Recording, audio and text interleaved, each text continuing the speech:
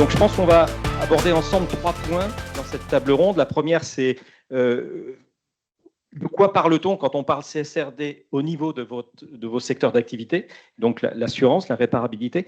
Le deuxième, on va parler mesures. Finalement, la mesure, quel questionnement, comment ça se fait, où est-ce que l'on en est. Et puis la troisième, c'est les effets de levier, peut-être effectivement d'ores et déjà, qui existent pour réduire. Voilà, les 3 points que je vous propose d'aborder. Donc, premier point, on va parler effectivement de votre périmètre d'activité. C'est Benjamin, je crois, qui peut nous présenter quelque chose. Je passe le slide, parce qu'on parle effectivement d'une double matérialité, mais ça veut dire quoi? Donc là, on en a parlé ce matin, bonjour à tous. On en a parlé ce matin sur la double matérialité de la CSRD, pardon.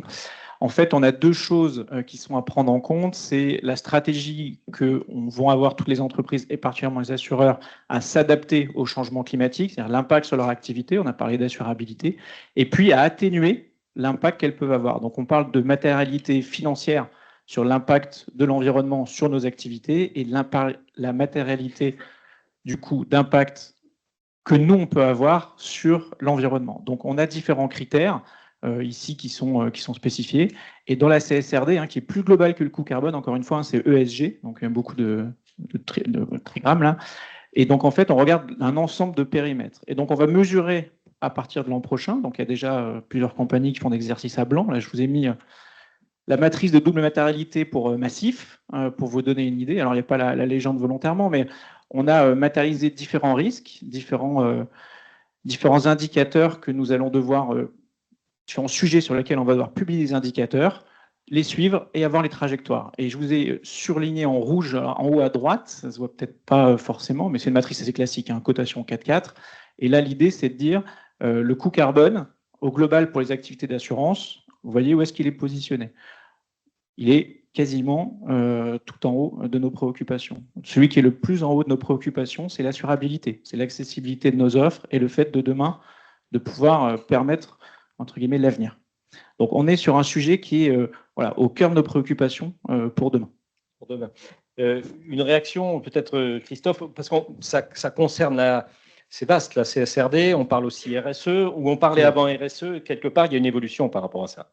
Oui, la bonne nouvelle à ce stade de la journée SRA, c'est qu'on va sans doute un peu paraphraser à la fois François, Jean-Vincent et Sébastien. Et la bonne nouvelle, c'est la preuve qu'on est déjà largement aligné sur ces sujets. Et donc, effectivement, jusqu'à présent, la RSE, elle mettait en avant le lien positif supposé entre la performance sociale de l'entreprise et la performance économique. Au travers de démarches volontaires, la stratégie de faire mieux avec moins. Et je pense qu'aujourd'hui, on n'en est plus seulement à compenser en plantant des arbres. Et j'en parle d'autant mieux qu'on est le 4e propriétaire, Groupama est le 4e propriétaire forestier en France. Aujourd'hui, la question qui se pose vraiment, c'est quels sont les impacts de notre activité sur notre monde. On en a parlé déjà ce matin. L'enjeu, c'est de reconnecter la RSE et donc peut-être retirer ce terme qui est effectivement un acronyme pas très joli et parler de durabilité avec les effets réels des activités sur l'environnement, avec des objectifs à atteindre, des plans d'action, parler de durabilité et vu ces enjeux, François Garot l'a dit ce matin très très bien, on dispose d'un dispositif complet qui a été présenté en partie au niveau de l'Union européenne, d'outils réglementaires, et ça va nous aider en réalité parce que ça permet de prioriser les actions dans les entreprises aussi sur les sujets, le portefeuille, les engagements réglementaires. Voilà. Et donc, dès 2025, on va publier un reporting extra-financier avec des données de 2024. Voilà. J'ai une petite question qui n'était pas forcément prévue, mais elle m'a été posée ce matin, je n'ai pas su répondre. Quand vous parlez scope 3, on va parler peut-être des scopes rapidement, mais quand vous parlez de l'impact vis-à-vis de la réparation, j'ai une question. Lorsqu'un assureur fait du gré à gré, est-ce qu'il y a de l'impact carbone pour vous? Question piège. On peut le supposer. Oui, on peut le supposer. Après, c'est dans la méthodologie, dans nos explications, on pourra préciser. On peut penser que certains assurés ne font pas l'opération, ils gardent les finances pour eux. ça peut arriver, mais la plupart du temps, il y a quand même un acte de réparation. Par contre, on arrive moins à influencer, et je pense que là, pour le coup, dans les mesures, c'est important aussi qu'on le mentionne. Alors, j'imaginais par rapport à des assureurs qui feraient effectivement simplement du gré à gré, ce qui n'est pas le cas. Vous êtes dans la réparabilité, on est là pour en parler. Mais effectivement, lorsqu'il y a un chèque derrière, vous ne maîtrisez rien de la réparation et de l'impact carbone. Mais il y a quand même de l'impact carbone. Voilà. Bon, c'était pour le débat, on va dire. Pour les scopes, est-ce que Bruno vous voulez nous dire un mot sur les scopes 1, 2 et 3? Non, une petite précision ou pas, ou c'est clair pour tout le monde? Oui, ça a été bien expliqué tout à l'heure. Ouais. Comme les autres compagnies, le scope 1 et 2 représentent moins de 5% du total, et c'est le scope 3 qui représente plus de 95%. C'est vrai pour un assureur, c'est vrai aussi pour un banquier. Côté Crédit Agricole, l'exercice a été fait et c'est évidemment les financements. Alors, on a vu que c'est la même chose pour le constructeur, c'est-à-dire concrètement, effectivement, c'est le scope 3. J'ai l'impression que chez tout le monde, c'est le scope 3 qui est le plus important. On parle aussi dans la CSRD d'ESG. Je ne sais pas, ESG, c'est environnement, sociétal, social et gouvernance. Là, on va essentiellement parler ensemble d'impact carbone, mais vous intégrez cette gouvernance. Qu'est-ce que ça veut dire ça pour vous? Est-ce que c'est clair? Est-ce que c'est pour intégrer ça dans la mesure, dans la réflexion? C'est pour bien comprendre ce qu'est la CSRD, parce que c'est quelque chose d'extrêmement complexe. En fait, c'est un peu comme les poupées russes. Le premier niveau, c'est celui sur lequel nous travaillons ce matin, c'est la mesure d'impact carbone qui s'inscrit dans une stratégie climat qui va au-delà, qui s'inscrit dans une stratégie environnementale qui embarque les questions de biodiversité et qui s'inscrit plus largement dans une stratégie ESG avec les impacts sociétaux et gouvernance, vous voyez. Mais c'est une partie d'un tout. Christophe, un complément sur ce point? Oui, comme je le disais, on en a parlé encore ce matin. Typiquement en France, on a la loi climat et résilience qui nous oblige effectivement à faire un bilan BGES, donc de bilan des gaz à effet de serre, et qui nous contraint effectivement de nous étendre sur le scope 3. Scope 3, pour ce qui nous concerne, alors bien sûr, au niveau des assureurs, il y a les investissements, il y a l'activité de nos clients, mais pour ce qui nous concerne aujourd'hui, c'est effectivement notre activité de réparation sinistre qui est largement concernée avec des impacts très forts. On n'en a pas parlé, mais entrée en vigueur, application de la CSRD, c'est 1er janvier 2024 pour un reporting l'an prochain. Oui, c'est applicable et le premier reporting est l'an prochain. OK. On a pu voir que l'IRD était en avance, mais bon, voilà. Donc, vous êtes aligné, vous êtes dans le timing? Il y a un sujet de data, en effet, mais globalement, les exercices à blanc sont compliqués quand on doit tout reporter. Ouais. Voilà. Alors là, on est dans le domaine de la réparabilité automobile, mais vous me faisiez remarquer qu'il n'y avait pas que ça. Il y avait d'autres domaines aussi qui étaient concernés. Oui, Christophe l'a dit, on est assureur et en fait, quand on regarde aussi l'ensemble de nos activités, sans mettre de côté la partie réparation automobile, c'est le cœur du sujet aujourd'hui, mais la plupart de nos émissions viennent principalement de nos financements, voilà, notre politique d'investissement. Voilà, donc à 80, à 90%, peu importe les scores, mais donc on a aussi des politiques d'orientation liées au climatique qui sont fortes. Et on s'attaque du coup maintenant à la partie réduction sinistre, qui a aussi pas qu'un but réglementaire, il y a aussi un but vis-à-vis sociétal et vis-à-vis de nos sociétaires ou de nos clients aussi. Alors, à votre niveau, est-ce que vous avez des grandes réflexions par rapport à cette mise en place, les mesures, ou est-ce que vous êtes tous au même niveau? Ou est-ce que vous vous posez un certain nombre de questions, notamment les sujets de réflexion liés à la mise en place de la CSRD, la mesure peut-être? Est-ce que c'est ça qui pose la plus grande question aujourd'hui? Est-ce que vous êtes tous alignés là-dessus? Alors, je pense qu'on est largement alignés, on l'a dit, on l'a vu ce matin. Jusqu'à présent, l'exigence en matière de mesure, de modalités de mesure, elle se base principalement sur des facteurs d'émission, qui sont des données qui permettent finalement de convertir la donnée d'activité physique ou monétaire en équivalent d'émissions CO2. Et aujourd'hui, ils sont disponibles, Jean-Vincent l'a décrit tout à l'heure, dans des bases de données, typiquement l'ADEME ou d'autres comme EcoInvent. Voilà. Et donc, à partir de là, ces données-là qui sont reconnues et certifiées peuvent être utilisées dans le cadre d'une comptabilité carbone.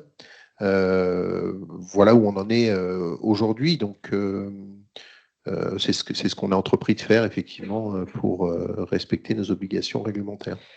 Dans l'échange qu'on a pu avoir, et je pense que la mesure, on a parlé effectivement depuis le début de l'importance de la mesure, de la façon de procéder. Ce que vous m'avez dit tous, c'est que la mesure n'était pas quelque chose qui devait être concurrentiel. C'est-à-dire que la mesure doit être quelque chose qui doit être partagé. Peut-être un mot, oui, David. Bonjour à toutes et bonjour à tous. Effectivement, moi, c'est ma conviction depuis assez longtemps. Il y a la compétition va se faire sur les orientations, les décisions stratégiques, le choix de ses partenaires, puisqu'on le voit, le Scope 3 repose beaucoup sur nos partenaires réparateurs et experts. Donc ça, il y aura compétition, il doit y avoir compétition, et il n'y a pas d'entente entre assureurs, on a chacun nos réseaux. Par contre, sur la mesure, je pense qu'on a des tiers de confiance aujourd'hui chez France Assureurs, donc SRA en particulier aujourd'hui, Darva, concentrateur de données au niveau du marché, tout passe par Darva, le pilotage que l'on fait au quotidien au niveau opérationnel passe par Darva. Donc moi, mon souhait et celui du groupe Covea, c'est qu'on arrive à co-construire quelque chose qui sera finalement rapidement partagé par tout le monde et qui sera un sujet qu'on mettra vite derrière nous et qui n'aura pas d'impact non plus direct sur nos partenaires réparateurs et experts. Donc je suis en plein tour de France, moi, de mes réseaux aujourd'hui. Et ce que je dis, parce qu'on nous pose la question, c'est que le souhait de Covea, c'est qu'on ne stresse pas les parties prenantes. Il faut qu'on arrive à quelque chose d'assez simple, d'assez logique. Et c'est à partir de là que la compétition commencera, entre Capsoto, entre la Massif, entre Allianz et Covea. Il n'y a pas de souci, on a tous les meilleurs réparateurs et les meilleurs experts partenaires. La compétition doit se faire qu'à ce niveau-là, je pense. Donc ça va être quelque chose de très transverse. Avec les sociétaires aussi. Oui. Alors, faut faire attention, et je rejoins ce que dit David. On a quelque part des fonctionnements qui peuvent être différents, mais on a tous les mêmes partenaires in fine. Donc, si on complexifie la collecte des données, la façon dont on procède, on va rajouter de la difficulté. Il y a des partenaires qui n'ont pas forcément les structures de grands groupes qu'on peut avoir sur cette thématique réglementaire. Et embarquer les sociétaires, embarquer les clients, on l'a vu, un kilo, une tonne équivalent CO2, ça ne leur parle pas. Voilà. Donc, c'est à nous, assureurs, y compris à travers nos offres, nous, on est là en partie sinistralité, mais y compris dès l'offre, de penser comment on peut accompagner pour, quelque part, je rejoins les propos de ce matin, partager la valeur qui est créée. Ouais. Alors, on verra tout à l'heure parce qu'il y a une expérience qui a été menée déjà, donc on verra notamment avec le livre blanc de Pacifica. Mais ce que vous dites, c'est que vous, il y a vraiment en fait une norme commune à mettre en place. Donc aujourd'hui, elle n'existe pas encore, cette norme, au niveau de l'ensemble des assureurs. Christophe, un mot là-dessus sur ce besoin de normes. Oui, et pourquoi ça doit être commun, d'après vous? Aujourd'hui, effectivement, on peut, comme je le disais tout à l'heure, soit se baser sur des facteurs d'émission monétaires ou physiques. Voilà, je cherchais le mot. Et effectivement, ces facteurs physiques, demain, vont nous permettre de mettre en place des actions sans doute beaucoup plus précises. Et donc, on a cette chance dans l'automobile de partager énormément de données dans des mailles très, très fines, de nombre d'heures, de types de pièces. Ces pièces sont répertoriées en poids, etc. chez les constructeurs. Elles pourraient être mises à disposition et surtout, il est important qu'elles soient partagées. Aujourd'hui, ce qui est compliqué, c'est effectivement de mettre tout ça en musique pour en tirer des conclusions en matière d'impact et de facteurs d'émission physiques précis. On en parlait également dans le dommage bien tout à l'heure. Donc, en fait, un socle commun. Benjamin, c'est ça, David, un socle commun, comme vous l'avez exprimé. Aujourd'hui, les data, elles existent, mais elles existent un petit peu partout. Alors, où est-ce qu'on va aller chercher ces data? Je pense qu'aujourd'hui, vous avez parlé de Darva, peut-être des SERA. Il y a une volonté, d'après ce que j'ai compris, du monde de l'assurance, d'essayer de faire un benchmark, de répertorier tout ce qui existe. Sur quoi vous allez vous appuyer? On a vu tout à l'heure que les IRD s'appuyaient sur la base de l'ADEME. Donc, sur quelle base vous vous appuyez pour mesurer l'impact carbone aujourd'hui? Toutes les bases que tu viens d'évoquer. Donc, effectivement, on a la chance d'avoir ici et là, donc et SRA certainement, un rôle important à jouer sur ce sujet, puisqu'il est au croisement de toutes ces professions. Et il va falloir, tu vas pas citer par exemple, il y a des outils de chiffrage aussi qui aujourd'hui existent, qui proposent des solutions également. Il y a des nouveaux acteurs sur ce segment-là de la mesure carbone qui viennent proposer leur méthodologie. Voilà, donc on travaille actuellement effectivement à trouver un chemin pour l'avenir. Oui, je pense que ce qu'on peut remarquer, c'est qu'effectivement, mais on va le voir avec les prestataires aussi, mais tout le monde réfléchit, tout le monde s'est mis en ordre de marche. Et je pense qu'effectivement, il est important qu'il y ait une forme de transversalité, de réflexion commune. Je crois que c'est ça, c'est très important. Je me permets en complément, oui. ce sera important aussi d'avoir les assureurs qu'on peut représenter aujourd'hui ne sont pas forcément tous le même profil non plus, la même volonté d'agir sur tel ou tel aspect. Et je pense que certains iront plus loin ou moins loin dans la mesure aussi. Donc la base comparable, je pense qu'il faut surtout se focaliser sur les actions et sur le chemin plutôt que la mesure. Et il ne faut pas qu'on fasse une compétition en disant quelque part, moi je suis le moins émissif ou quoi que ce soit, quelque part ça dépend de ton portefeuille, de tellement de choses. Voilà. Donc la mesure, oui, ça va être un enjeu parce qu'il y a aussi un coût derrière et une facilité à déployer. Mais quelque part, il ne faudra pas s'attendre à avoir une comparabilité optimale et très claire entre assureurs. Voilà, c'est juste ce point de vue-là quand même. Une base commune pour la mesure, mais après une politique individuelle. Il y aura des pilotages. On pourra comparer, mais ça va être assez difficile. Est-ce que, oui, on en avait parlé aussi, la volonté aussi de dire quand on mettra les choses en place, il ne faut pas non plus que ça impacte négativement les prestataires, certains, les réparateurs notamment, petits réparateurs qui n'ont pas forcément les moyens de suivre. Enfin, je ne sais pas là-dessus, David ou... C'est vrai qu'il y a un enjeu opérationnel en fait derrière tout ça. Et moi, mes propos, c'est de dire qu'il ne faut pas que ça devienne trop complexe pour le réparateur. Quand il fait sa méthodologie, qu'il envoie son devis à l'expert, il ne doit pas se poser 300 000 questions. Ce n'est pas la voie A, la voie B, la voie C. La voie qu'il doit prendre, c'est celle que l'apporteur d'affaires aura avec lui décidé de mettre en place. Et on en parlera tout à l'heure. On a engagé des choses chez Covea. Et donc, pour moi, la mesure, elle doit se faire, je serais tenté de dire, a posteriori, après coup. Ce n'est pas un sujet amont pour moi, c'est plutôt un sujet aval. Et c'est en ce sens que je dis, il ne faut pas stresser les réparateurs, sinon on va les perdre. Et il y aura la moitié des carrossiers qui ne pourra plus travailler avec nous parce qu'ils n'auront pas les bons logiciels, ils n'auront pas les bons collaborateurs, les bons process. Donc, il ne faut pas processer trop. C'est un combat de pilotage, c'est un combat de base de données. C'est un sujet qu'on doit traiter avec beaucoup de quiétude. Après coup, ça veut dire quoi? Ça veut dire que... Dépôt du rapport, transmission de la facture, entrepôt de données détaillé pour ceux qui connaissent. C'est là que ça doit jouer pour moi, c'est ma vision. Après, on verra de quoi sera fait l'avenir. Partager ça? Oui, oui, je partage complètement ce que dit David. Je pense que en fait, nous sommes sur un chemin et on est au début du chemin. Donc, il ne faut pas qu'on veuille aller trop vite, qu'on soit trop ambitieux tout de suite.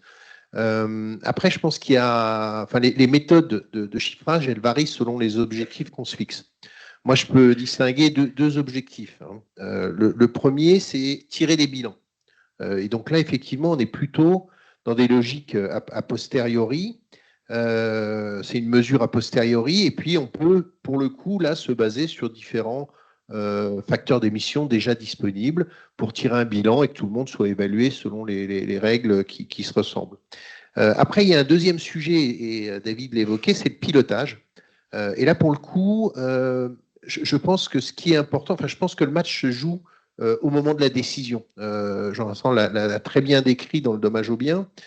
C'est dans le choix de la technique, finalement, dans le choix du type de pièce, dans le choix de la réparation plutôt que du remplacement, que va se jouer le match. Et donc, on aura certainement besoin d'une autre maille d'analyse dans cette démarche-là, dans une deuxième phase. Voilà. Alors, je voudrais qu'on avance, donc on va peut-être prendre le point 2 finalement on est dans la mesure, mais finalement, comme on l'a vu tout à l'heure avec l'IRD qui a déjà un exemple bien précis, ce que nous a décrit tout à l'heure Ceretex, c'est extrêmement intéressant. Vous avez la même chose au niveau de l'assurance, puisqu'il y a eu des livres blancs, notamment le livre blanc de Pacifica, et on parlera du livre blanc de Covea, qui ont le mérite d'exister. Bruno, je vous donne la zapette, mais peut-être que vous allez pouvoir nous présenter justement la démarche que vous avez eue et qui a le mérite d'exister. Donc vous avez déjà mis en place une mesure concrète avec des partenaires. On a fait cette tentative effectivement parce que, comme tout le monde, on se posait les mêmes questions, on avait besoin de mesurer et sans attendre d'avoir une méthodologie en place, valable pour tout le monde, validée, on a dit démarrons par une expérimentation. On avance. Et voilà, on avance, on teste, on a voulu démarrer tout seul et très vite, on s'est rendu compte que ce n'était pas possible de le faire tout seul. Et donc, on a fait appel à quelques partenaires, notamment pour accéder aux données, parce que toutes les données ne sont pas disponibles. Et il y a un certain nombre de données qu'on a pu récupérer. Alors, quand je dis on, c'est avec notre partenaire académique qui a réalisé le travail. Mais des données ont pu être partagées par des partenaires et ça nous a permis de lancer un ballon d'essai qui vaut ce qu'il vaut, qui demande à être challengé, et on est prêt au challenge, mais qui a le mérite d'exister. Alors, je vous présente en quelques minutes, si vous voulez, les principaux résultats. Précisons que le livre blanc, peut-être que les gens en ont pris connaissance. Alors, le livre blanc est public, donc, il est disponible sur le site des différents partenaires qui sont cités, dont les logos apparaissent ici.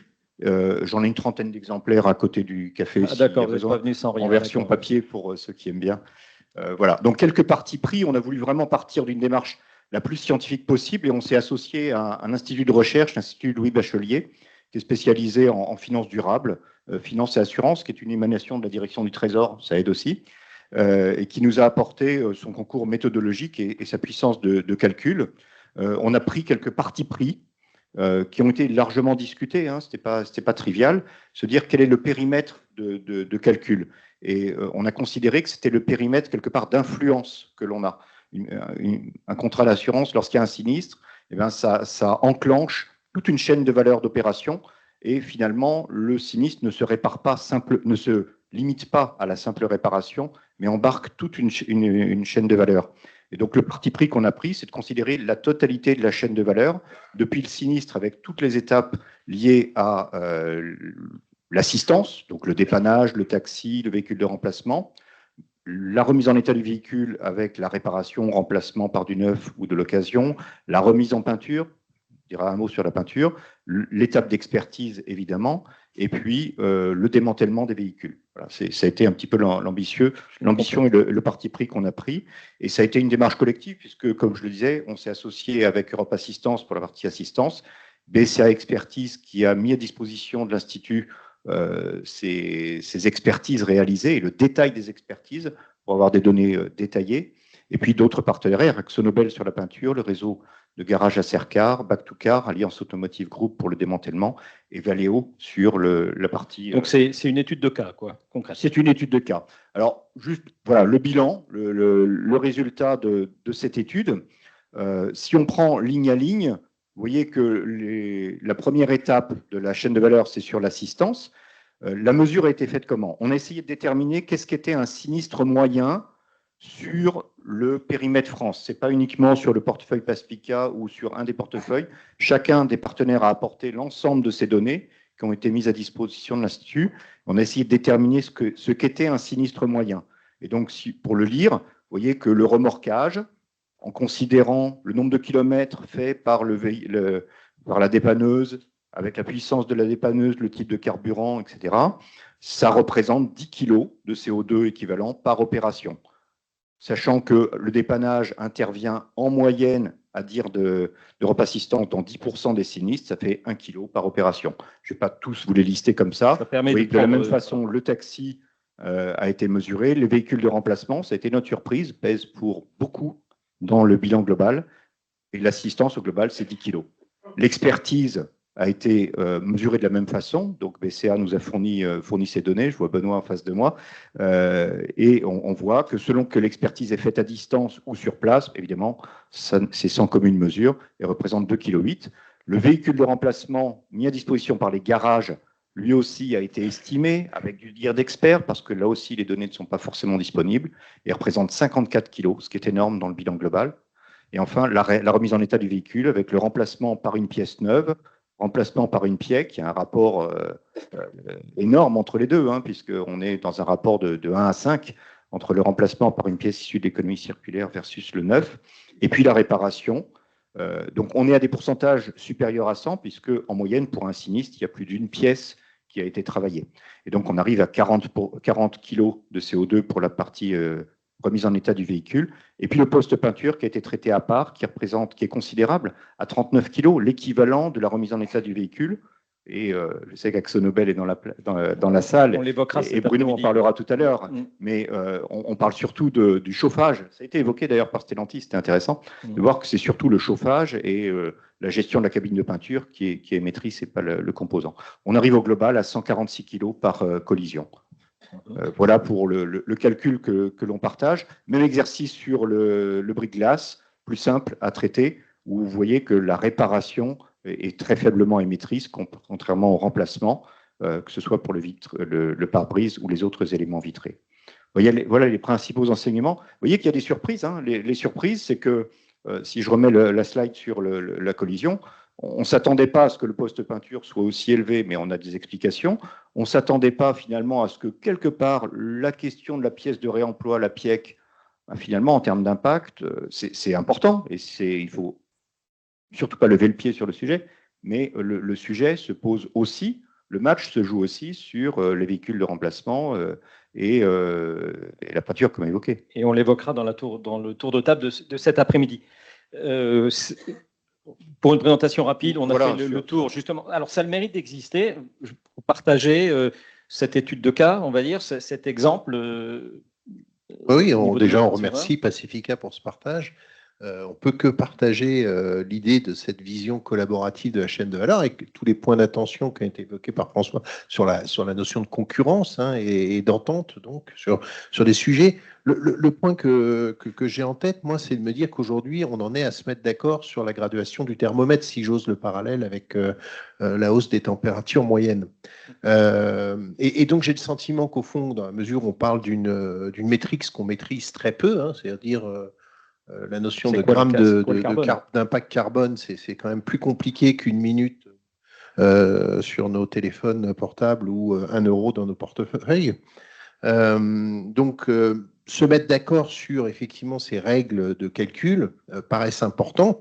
Après, il est sûr que l'animation que chacun d'entre nous, responsable au sein d'organisations économiques, fera de ce sujet est un sujet concurrentiel. C'est-à-dire de faire bouger les lignes, c'est sans doute un sujet demain concurrentiel. Par contre, effectivement, se mettre d'accord sur la mesure, ça n'est pas forcément. Nous, aujourd'hui, on essaie d'impliquer toutes les parties prenantes, alors les clients, bien sûr, et au-delà de nos 25 000 salariés en France, on peut compter, par exemple, sur nos élus. On a 27 000 élus en France, Groupama, 2 600 caisses locales qui sont en très forte proximité pour également, demain, animer ces sujets-là et sensibiliser tout le monde. Bruno, ça a été facile pour mesurer le bilan carbone, parce que justement, Christophe vient de dire, c'est pas facile d'évaluer.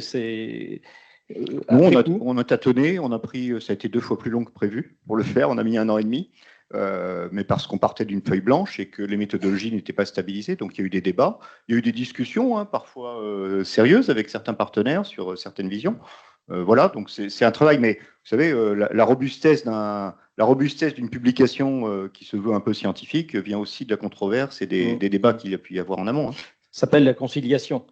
C'est ce qu'on tente au niveau politique, au niveau France aujourd'hui, je crois. Voilà. Alors là, vous venez de mettre en exemple effectivement un échange avec la chaîne de valeur. Donc ça résume effectivement ce que vous avez dit dans la première partie, le besoin d'avoir une réflexion transverse. Concrètement, comment ça peut se mettre en place? Parce qu'au sein de France Assureur, je n'ai pas l'impression qu'il y a un groupe qui existe. On m'avait dit qu'il y a un groupe qui existe sur les émissions, mais il n'est plus actif aujourd'hui. Donc, comment ça peut se mettre en place? Est-ce que c'est du rôle des CERA? Le président étant là, il peut être intéressé par effectivement cette question. Mais est-ce qu'effectivement, vous pensez que vous pouvez mettre en place un groupe de réflexion dans la filière de l'assurance? Et est-ce que tous les assureurs seraient partants? C'est peut-être une question, à votre niveau. Répondez à votre niveau. C'est une question pour la salle qui est d'accord avec cette proposition.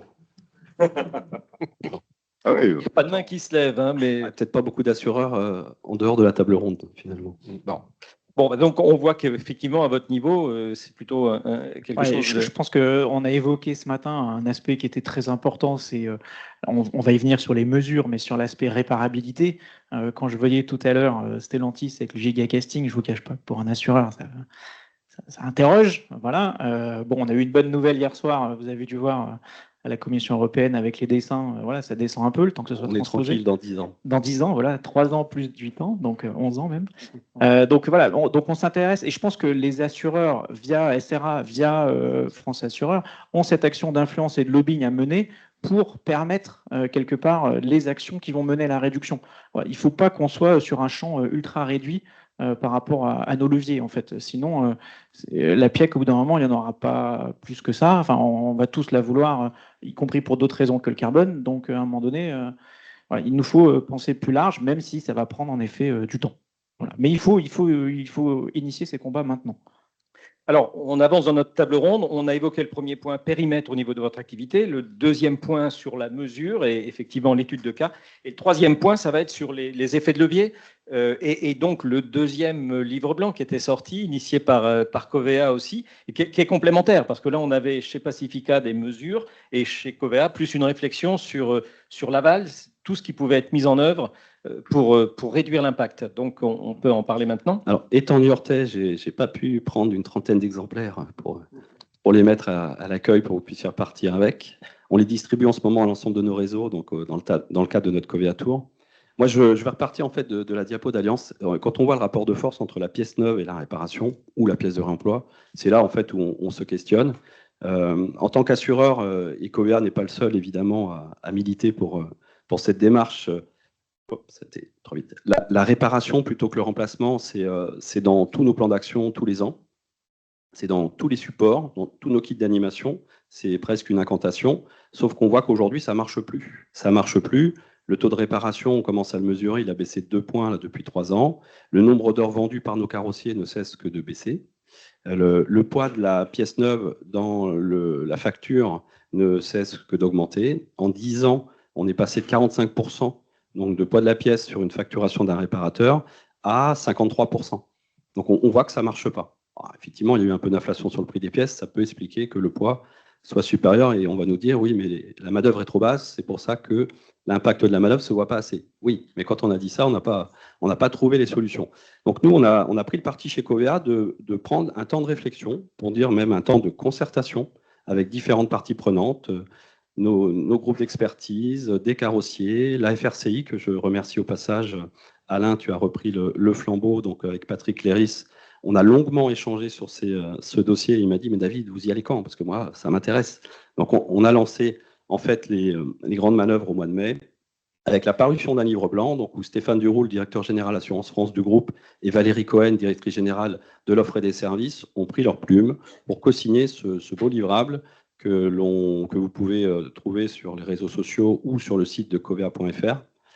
Donc, qu'est-ce qu'on dit au fait au travers de ce livre? Donc, on rappelle que la réparation est essentielle et que quand elle n'est pas possible, il faut avoir le réflexe de la pièce de réemploi. Voilà. Donc, ça tient sur un post-it, ça tient sur une slide et je passe 10-15 minutes à expliquer ça à mes réseaux partenaires. Donc, là-dessus, je pense qu'on est tous d'accord au niveau de la profession assurance pour se dire c'est la voie qu'on a choisie, c'est la voie qu'il faut reprendre parce qu'on s'est peut-être parfois un peu trop égaré sur des sentiers alternatifs et nos carrossiers ont tendance à confondre le chiffre d'affaires et la marge.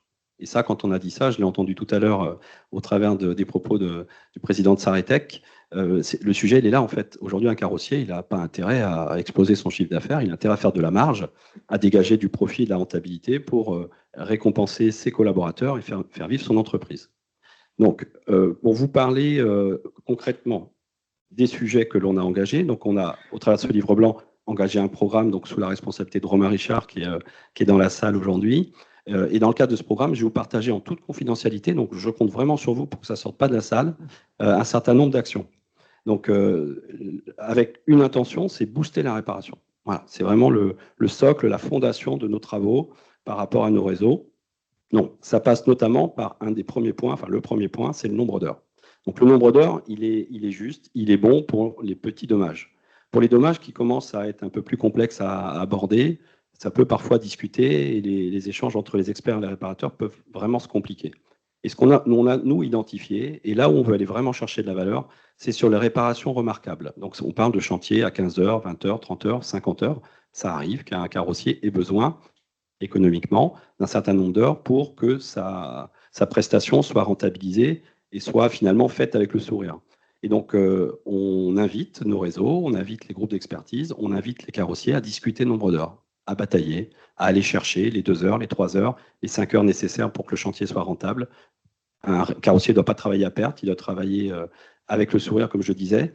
Donc, ça passe par un contradictoire, évidemment, pertinent, avec de la disponibilité, de l'écoute, et le fait, en fait, de sortir d'une logique purement technique, voilà, pour traiter telle ou telle pièce, il va falloir 10, 15, 20 heures, à une logique technico-économique. C'est-à-dire qu'on met l'économie au cœur du contradictoire pour qu'on arrête de perdre finalement des chantiers où, même si on accorde 5 heures supplémentaires à un réparateur pour faire le nécessaire, nous, on va gagner de l'argent parce qu'on ne va pas acheter une pièce neuve et on connaît les écarts de valeur entre les deux.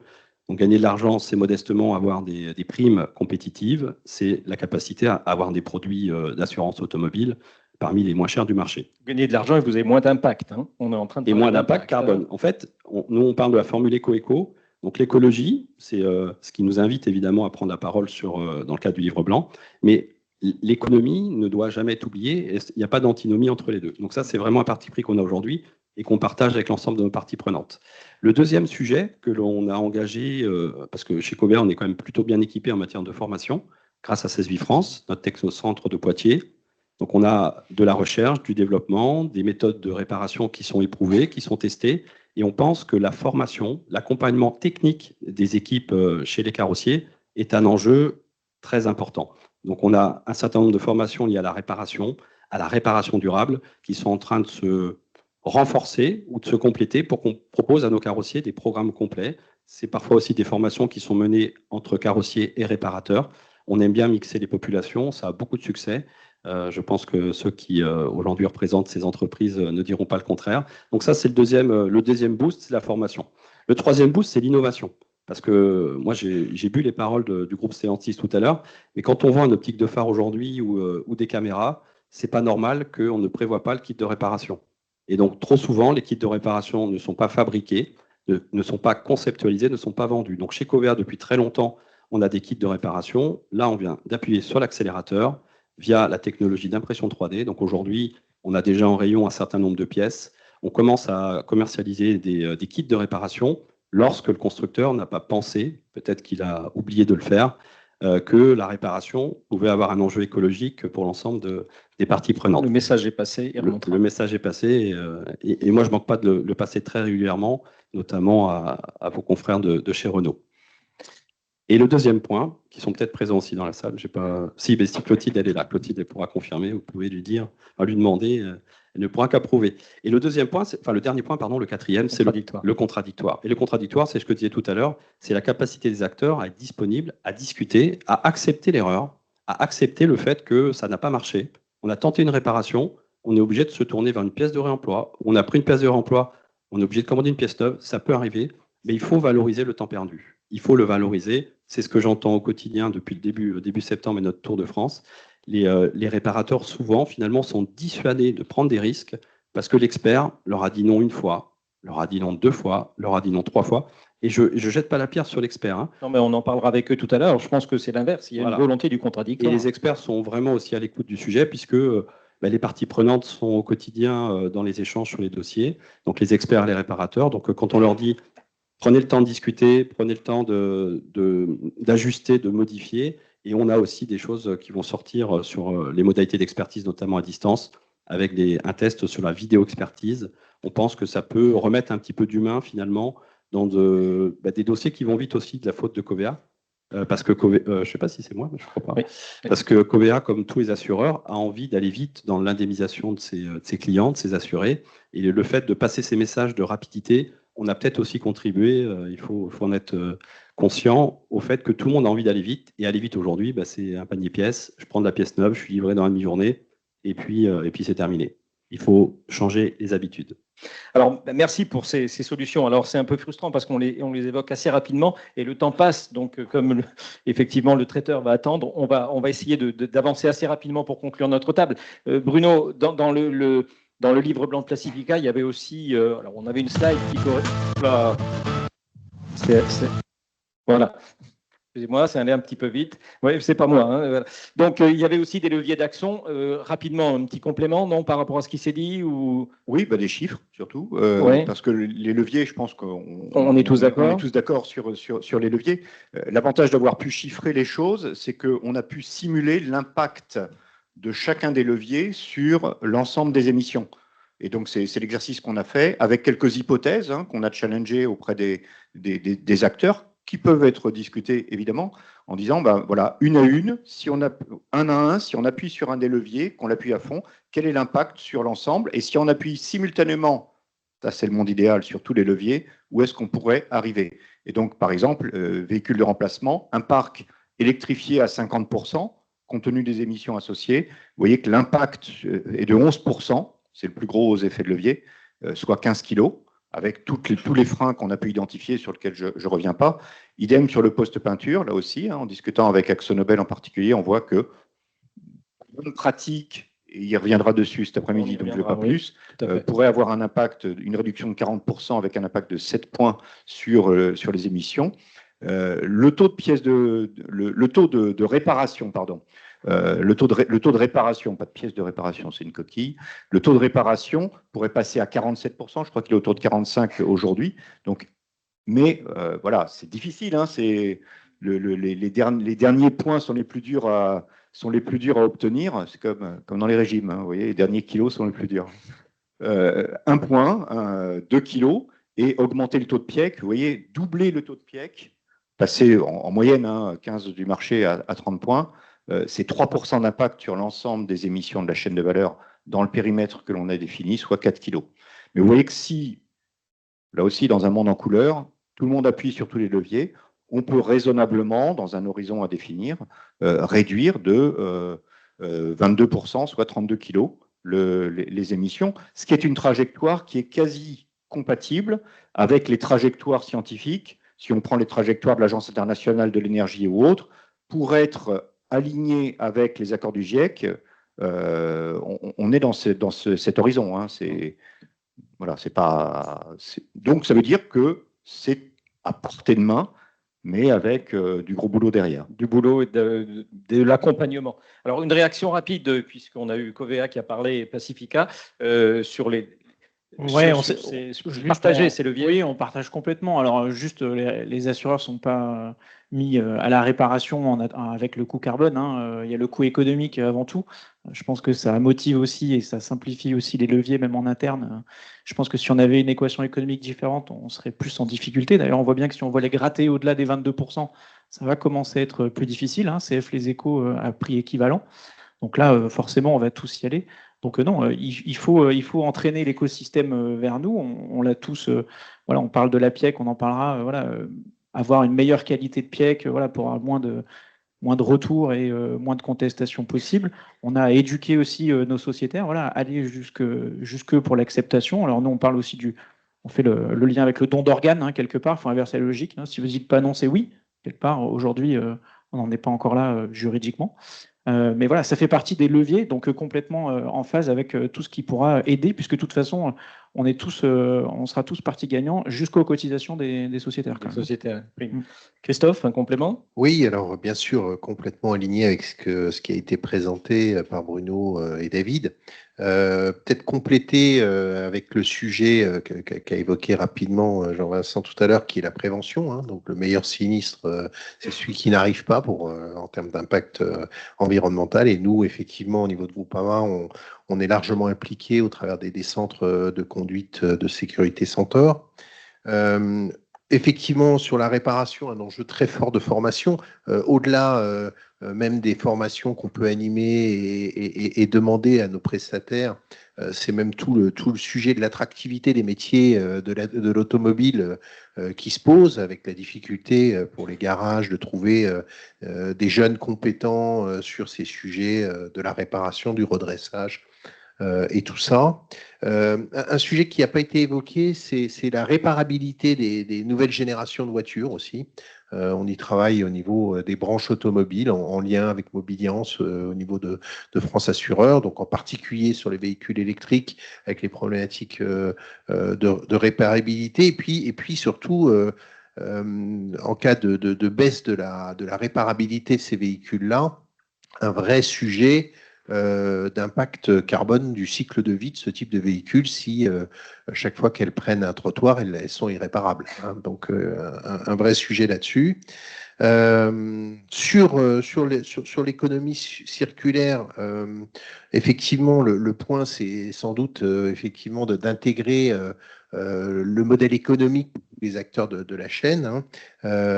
Nous, c'est quelque chose effectivement qu'on pratique depuis très longtemps. C'est inscrit dans nos conditions générales depuis plus de 15 ans, à la main des experts en contradictoire avec les réparateurs. Et on a très peu de clients qui nous disent non, je ne veux pas mettre une pièce de réemploi qui s'oppose à ça. Et aujourd'hui, quand c'est le cas, on peut être amené à appliquer un reste à charge au client en lui expliquant qu'effectivement, c'est dans ces conditions. Pour vous donner une idée, hein, en 2023, on a réparé, il y a 35 000 de nos clients qui ont bénéficié de pièces de réemploi dans la réparation de leur sinistre, et ça a permis de faire une économie calculée de 6,7 millions de kilomètres parcourus en voiture. Histoire de donner, on parlait tout à l'heure d'ordre de grandeur, je pense que matérialiser les choses, dire à quoi ça correspond en termes d'économie, c'est quelque chose qui est essentiel. L'échange, hein, donc avec toutes les professions, on l'entreprend dans le cadre de nos instances. Ce qui est important aussi, c'est de stabiliser les filières. Hein. Aujourd'hui, l'utilisation de la pièce de réemploi se généralise. On va chercher à percer ces plafonds de verre qu'on a évoqués ce matin de 20%. Aujourd'hui, nos meilleures entités du groupe chez nous tangentent plutôt 25%. Donc, on pense que c'est possible. D'ailleurs, on observe que ça n'empêche pas la réparation parce que ces mêmes entités peuvent être très performantes sur leur taux de réparation. Donc, on pense que c'est beaucoup des sujets d'animation. Et qui dit des sujets d'animation dit aussi on a intégré dans nos modalités de rémunération, dans nos modèles d'animation, la performance sur ces sujets-là, sur la part de pièces de réemploi, etc. Voilà, ce qu'on mesure précisément, on peut le piloter et donc on peut l'améliorer. Très bien. Bah, écoutez, merci. Alors, pour conclure la table, simplement un petit mot de conclusion. J'aime bien demander une petite phrase de conclusion, et une phrase, hein, pas 5 minutes, mais une phrase pour justement par rapport à cet échange, par rapport à ce qui vient de se dire, comment vous pourriez conclure? Je commence par la droite ou par la gauche? Bruno a le micro. Alors, je commence. Un travail qui est passionnant, où on se rend compte que beaucoup d'acteurs sont beaucoup plus impliqués que ce que l'on imaginait, donc ça ouvre des perspectives intéressantes, et on serait ravis de partager, notre travail est en open source, donc ravis de partager la méthodologie et de la faire évoluer.